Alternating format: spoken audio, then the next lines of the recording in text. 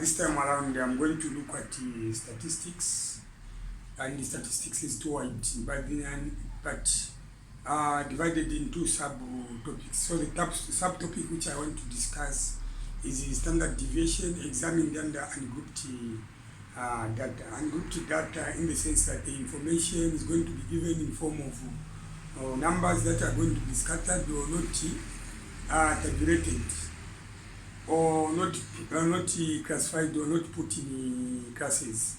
So under statistics and grouped data, you are going to be questioned to calculate the standard deviation. And how do we calculate the standard deviation? And in this example, I'm not going to use many numbers due to time, but just few numbers, just four numbers to explain the process on how to go about the standard deviation of ungrouped data. This is not all that difficult, but it's simple and straightforward. On that, you need to understand the three stages. One, you need to find the mean.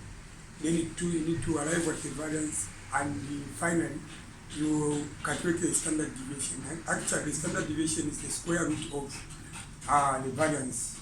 So statistics under ungrouped data. Ungrouped.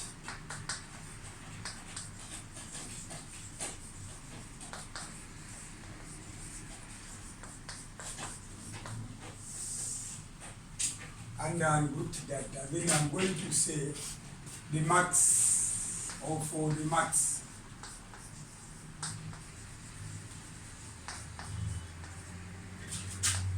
Uh, 2, 6, 8, and 12. Suppose these are the max, the samples obtained, marks obtained by people in four different tests at different occasions. So I'm taking this as an example so that we see how we are going to calculate the standard deviation. Calculate the standard deviation. Standard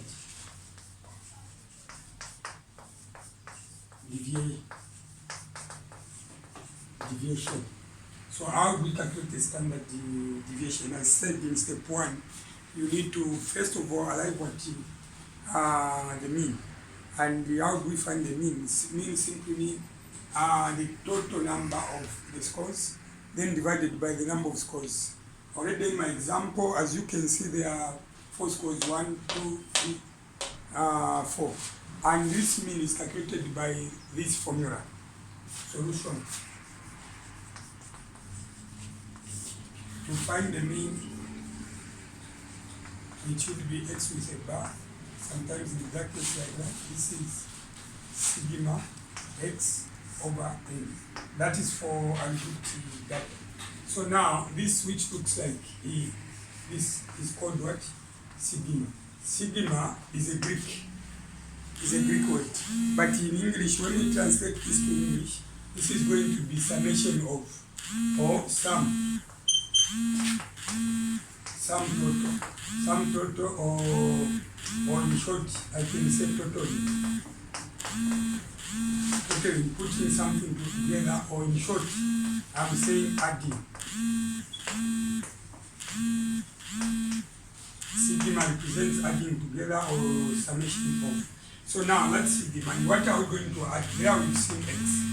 The x that you have seen simply mean the scores that are in the question. And what are these scores? Look at this one. The first one is x1, this is x2, this is x3, and this is x4. So without wasting time, to find the mean, this is all about getting the total.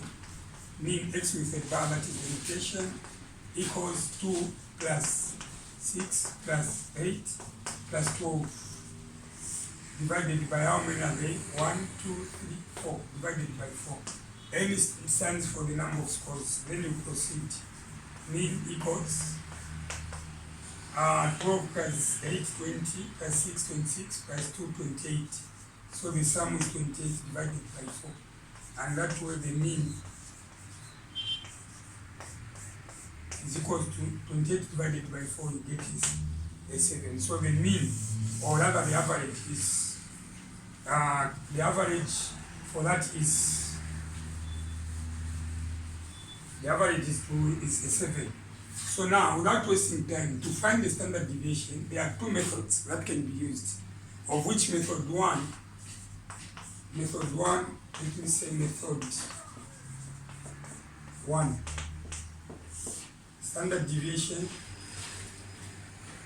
Method 1, LCD, standing for the standard deviation. Method 1, LCD, equals the square root summation x. This time around, x should be squared, should be a square. Square of x, which means x multiplied by x. We are going to be squaring this. Then you get a total of that, then over n minus the mean, which is x with a bar simply mean an average, which is the mean, which you've calculated as a 7. And this time around, this should be squared, but this square root should move up to that. It is not just a matter of calculating and arriving at the answer. The way you present your work matters. So this formula, the way to arrange it, the square root should start from there up to that. Everything should be under that canopy, that square root. So all you need to do, the figure which you can realize or which you can get from these letters upon replacing them is the one which is going to be called the variance. And once you find the square root of that variance, that is going to be the standard deviation. I'm sure that is understood. So without wasting time, we move on. Standard deviation equals square root. If you look at the information available, there is a dividing line. This dividing line goes up to that, not up to that far end. Summation square of x divided by n. So already the n, you know that it is 4. Why 4? Because there are 4 scores in the question. 1, 2, 3, 4. In case these were to be 30 scores, we are going to say divided by 30. I'm sure that is understood. Minus the mean. The mean is given to be a 7, then 7 squared. So now, what we don't have is that x squared. So meaning that this x, the square of x, should be digested. If I move it, this is the square of x. So we need to come up with a table that is going to relate the two. So let's have a table with 2 columns. In the first place, we are going to enter that, which is square of x. For you to have a square of x, you need to have an independent what? X. And what are these x's? This is where you're going to start from. The scores that were given in the sample. 2 marks, 6 marks, 8 marks, and 12 marks. So the first x is going to qualify to the 2, followed by 6, followed by 8, and the 12 like that. In case you are going to have many numbers, that is what the routine that you are going to follow. So that was in time x, according to the indices, this is x and this is x squared. X is squared, or square of x is x multiplied by x. So if x is represented by 2, then it means 2 multiplied by 2, and you are going to get a 4. Similarly, 6 by 6, you get 6. 8 by 8, you get 64. And 12 by 12, you get 144. Then after that, what we are after is the summation of square of x. So to finish the job, you need to add the squares of x. Find that total, and it is that total which is going to come there. And upon doing that, you are going to divide that in 4 into the number that is going to be there. And after that, you subtract the square of a 7 from that which we are going, from the quotient which we are going to find there. Then that figure which you are going to get before you find the square root is said to be the variance, and that is said to be step 2. I'm sure that is understood. So without wasting time, if you add 6 plus 4, 10, 10 plus 4, 14 plus 4, 18. So this is 8. Then 3 plus 6, or 4 plus 6, it is 10 plus 3, 13. 13 plus 1, this is, yes. So let's add it together. 6 plus 4, 10. 10 plus 4, 14 plus, this is 18, carry forward 1. Then 3 plus 6, it is 9. plus the one which you have carried forward 10 plus 4, 14. Carry forward the 1 plus the one we carried forward, this is 248. So this is 248. So now, after that, you are going to divide 248 divided by 4. This is going to be 4 into 24, it is 6. And 4 into 8, it is 2. And then minus square of 7, 7 squared, or square of 7, 7 by 7 is 49. I'm sure that can be seen. Just to verify, let's look at 248. I make a calculator on 248. 248 divided by 4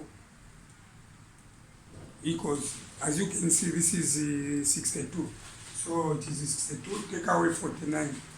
Take away 4949 equals this is a 13. So standard deviation equals, the variance there is what, 13. So now upon finding this 13 there, the square root of 13 is what is going to be called the standard deviation. So what I'm trying to say is, what I'm trying to explain is standard deviation equals square root.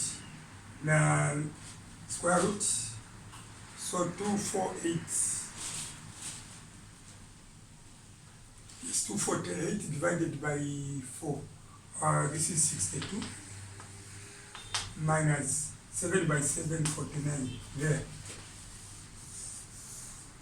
So standard deviation is going to be 62 minus 49. 62. Take away 49 equals 13. So if you look at 13, then the standard deviation is going to, this number which you are finding is called what? Variance. So now, before you find the square root, the figure you get there is called the variance. Then from there, what you are going to do is, for this variance, what you are going to do is to find the square root of 13. And how do you get the square root of 13? Just square root of 13. This is going to be 3.6055. 3.605, and then followed by 5. Let me say a 6. And finally, you are going to arrive at the standard deviation. If it is Zambian paper, paper 2, the instructions are that if the degree of accuracy is not specified in the question, and if the answer is not exact, you give your answer to 3 significant figures, meaning that you count the first 3 digits, 1, 2, 3. So the fourth one is already a 5, so you need to discard it, you need to round it off. This is 3.6 what? 1. So this is what is standard deviation, mind you. What I have used is method 1. So we are going to look at method 2 in a part 2. So it is not all that difficult to calculate the standard deviation.